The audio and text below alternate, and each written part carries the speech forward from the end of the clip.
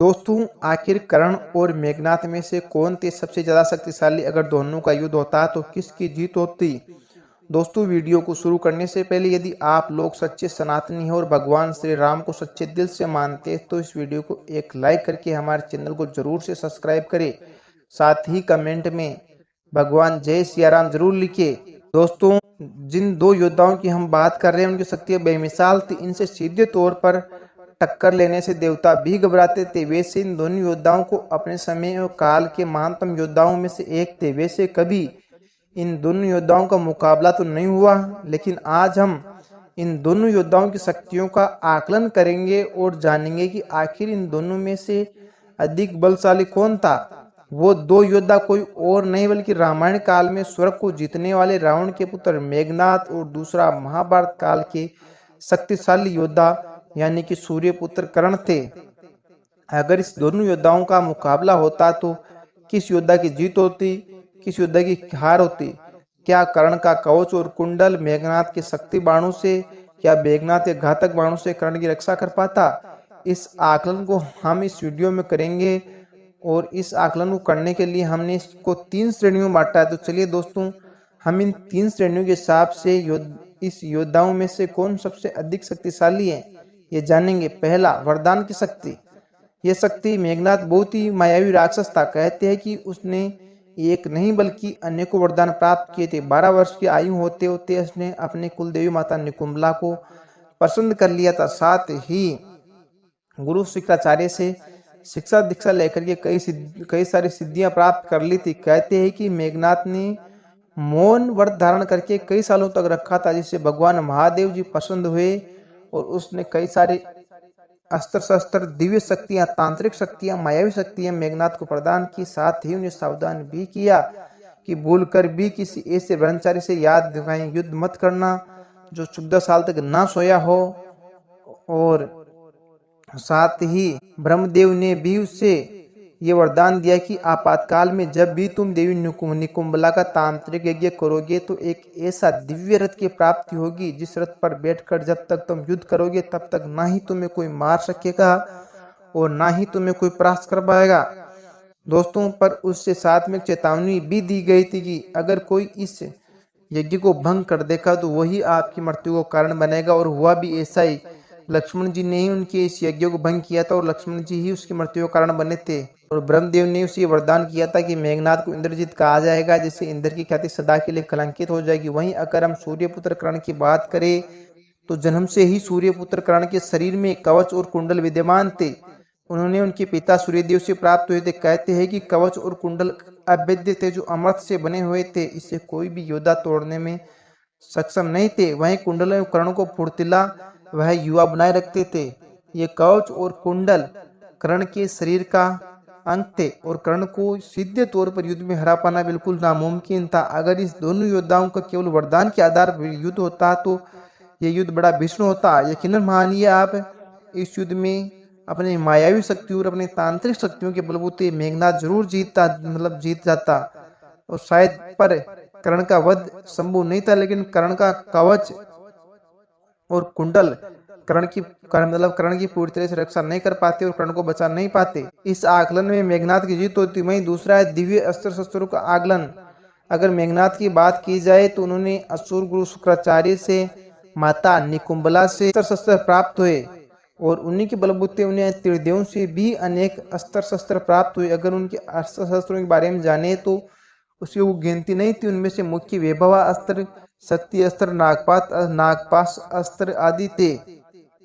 इसके अलावा मेघनाथ उन योद्धाओं में आता था जो जिसे ब्रह्मास्त्र, नारायण अस्त्र, विष्णु अस्त्र और पाशुपतास्त्र धारण करने की क्षमता भी थी और पाशुपतास्त्र भी वो धारण करता था। वहीं दोस्तों, मेघनाथ ने स्वर्ग के देवताओं को हराकर उनके सभी अस्त्रों को भी अपने कब्जे में कर लिया था, अपने अधिकार में कर लिया था। सिर्फ यही नहीं, असुर गुरु शुक्राचार्य ने उसे 7 महायज्ञों की दीक्षा दी थी, जिनमें से एक महायज्ञ करना भी कठिन है। यह भी कहा जाता है कि मेघनाथ का नाम उन योद्धाओं में लिया जाता है जो आदिकाल से महायज्ञ करने में सफल हो गए। इनमें से एक था विष्णु यज्ञ, जिसे केवल भगवान विष्णु ने और बाद में केवल कर्ण ने किया था।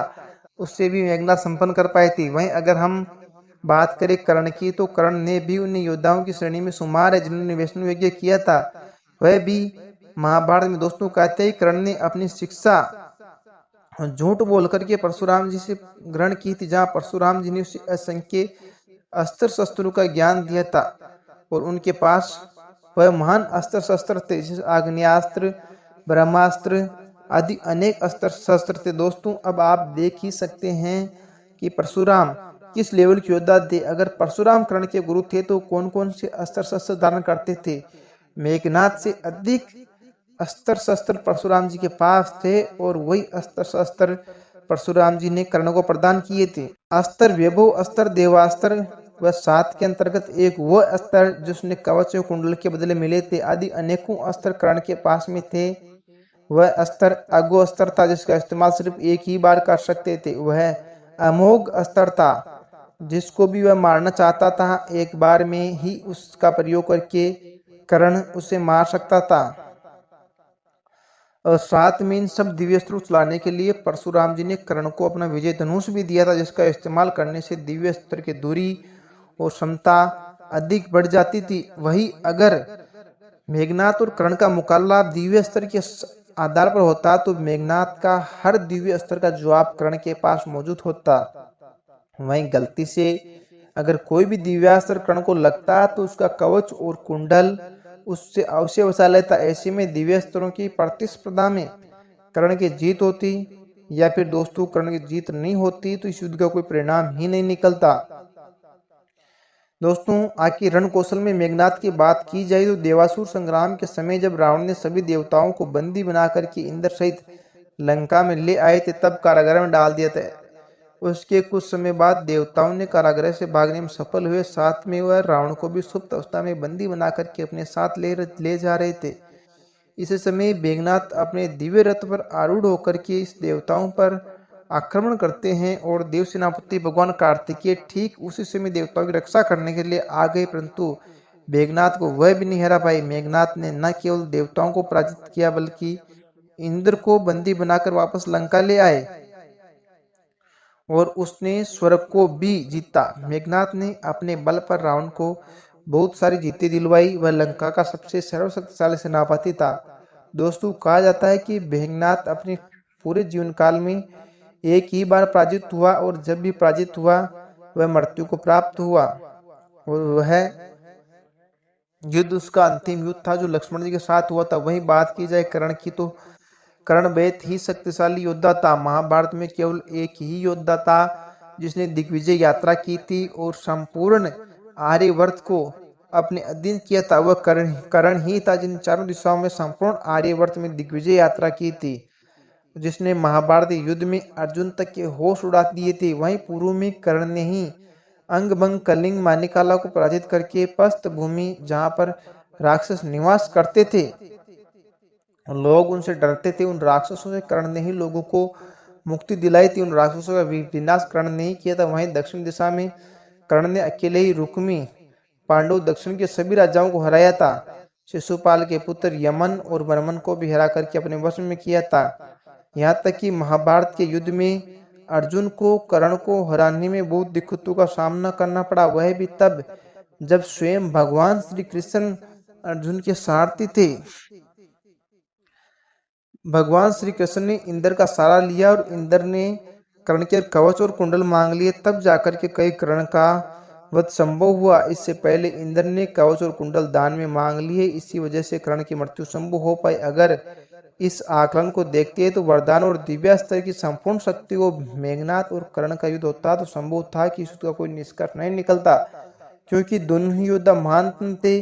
दोनों के पराक्रम के बारे में आम भी भली-भांति जानते हैं। साथ ही